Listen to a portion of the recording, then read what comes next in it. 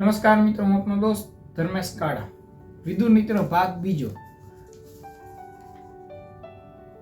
રાજા, વિધવા, સૈનિક, લોભી, દયાળુ, અતિ ઉડાવ, અંગત મિત્ર, આ સાત સાથે ક્યારે નાણાંની લેવડ દેવડ કરવી નહીં. રાજાએ ક્યારે પોતાના રાજ્યના નોકરોનો પગાર રોકવો નહીં.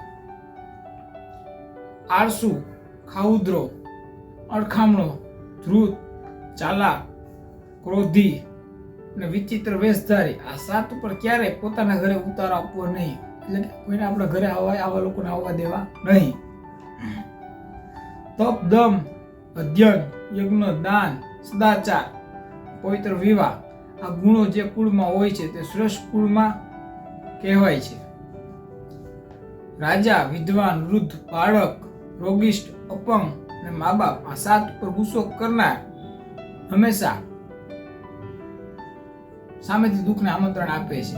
એટલે કે એના આતળી દુભાય તો આપણને તકલીફ થાય જીવનની અંદર. ધીરજ, પુરુષાર્થ, પવિત્રતા, દયા, મધુર વાણી,